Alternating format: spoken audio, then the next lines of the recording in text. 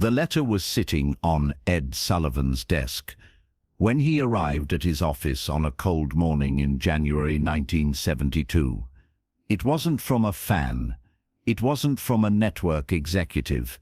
It was from the Federal Bureau of Investigation. The message was clear.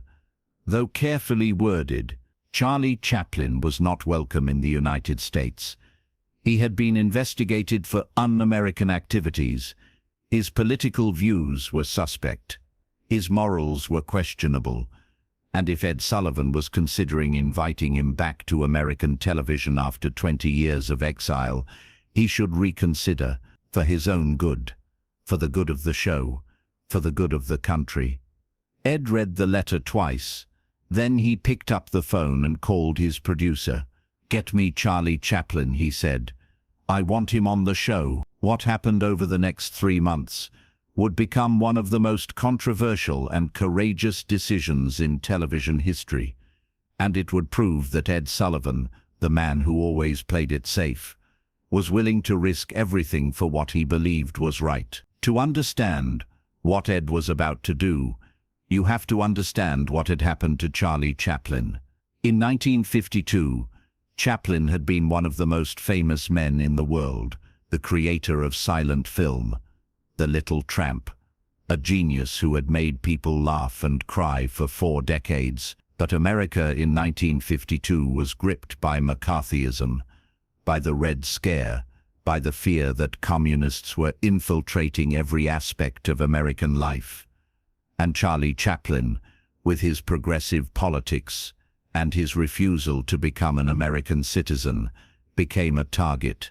Edgar Hoover, the director of the FBI, had been investigating Chaplin for years, looking for proof that he was a communist, that he was corrupting American values, that he was dangerous.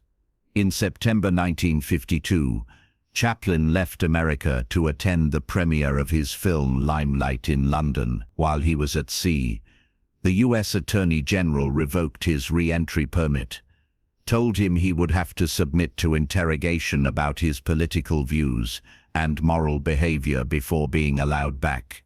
Chaplin, 63 years old and exhausted from years of persecution, made a decision. He wouldn't come back. He would live in exile in Switzerland with his family.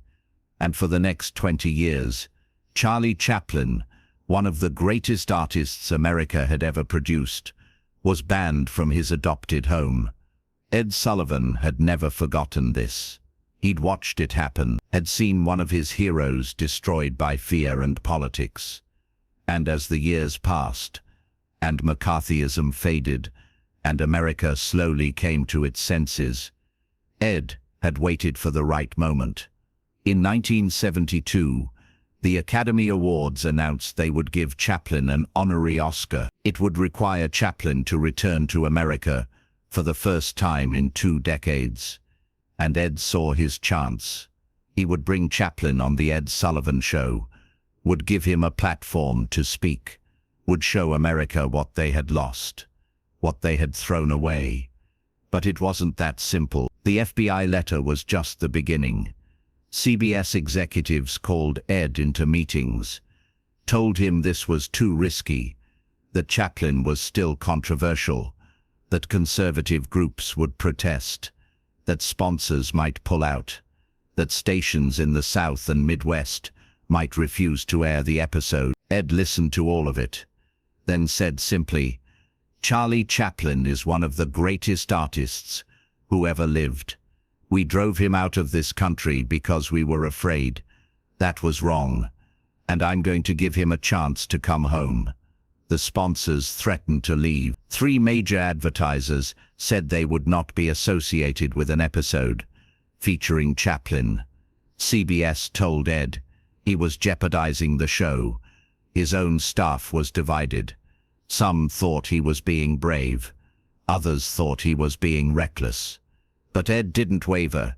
He personally called Chaplin in Switzerland. The conversation was brief. Ed explained what he wanted to do. Chaplin was silent for a long moment, then said, in that distinctive voice that had once been heard in every movie theater in America. "I don't know if I can face them again, Ed. They destroyed me." Ed's response was simple. "Let me help you heal." Chaplin agreed, but only if Ed understood the risk. "They will come after you," Chaplin warned. "The same people who came after me will come after you." Ed didn't hesitate. Let them come. The date was set. April. Charlie Chaplin would return to American television for the first time in 20 years. And Ed Sullivan would either be celebrated as a hero or destroyed as a fool. The days leading up to the broadcast were chaos.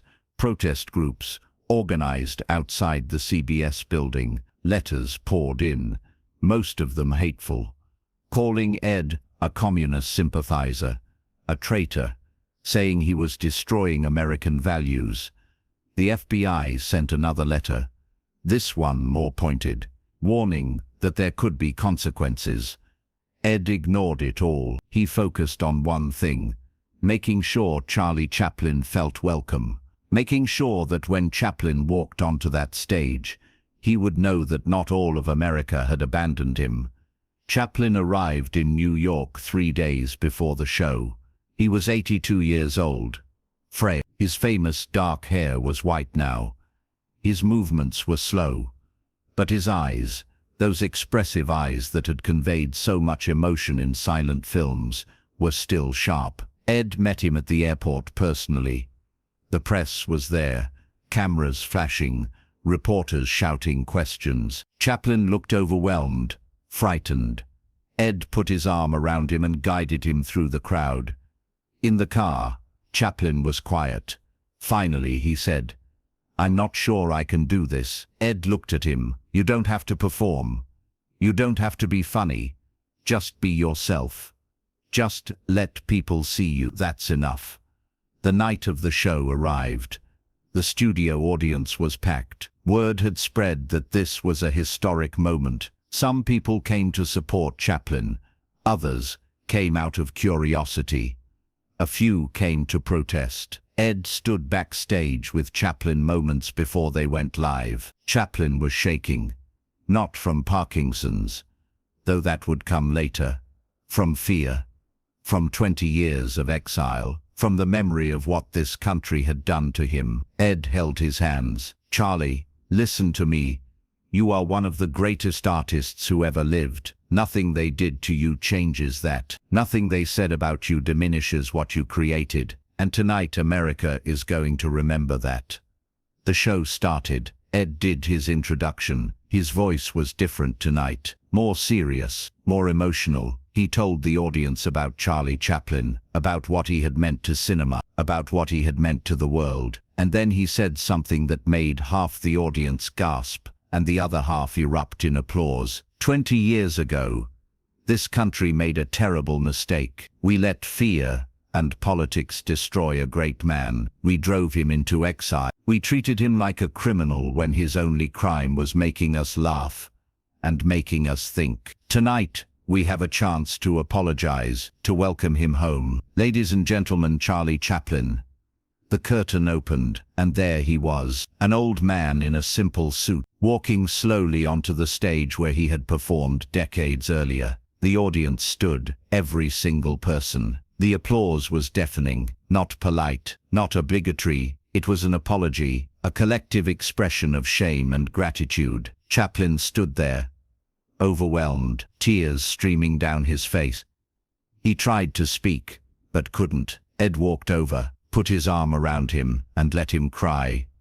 When the applause finally died down, Ed and Chaplin sat, and for the next 30 minutes, they had a conversation that America desperately needed. Ed asked Chaplin about the exile, about what it felt like to be rejected by the country he loved. Chaplin answered honestly, said it had broken him, that he'd spent years wondering what he'd done wrong, why loving humanity and advocating for peace had made him an enemy. His voice cracked multiple times. The audience sat in absolute silence. This wasn't entertainment. This was a reckoning.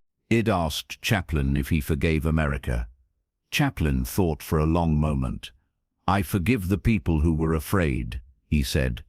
I don't forgive the people who used that fear to destroy lives. But I'm here. That has to mean something."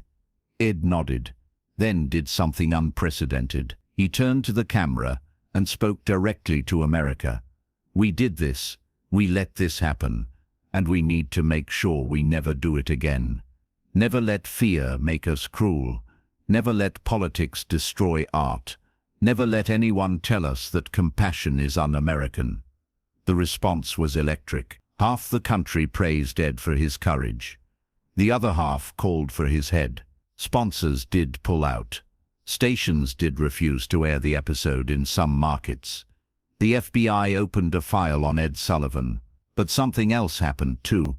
Young filmmakers who had grown up on Chaplin's films saw him on television and were inspired. Film schools started teaching his work again. And Chaplin, who had spent 20 years in exile, felt welcomed home. 3 months later, at the Academy Awards, Chaplin received his honorary Oscar. The standing ovation lasted 12 minutes, the longest in Oscar history. Chaplin stood on that stage, tears in his eyes, and said simply, thank you, for remembering."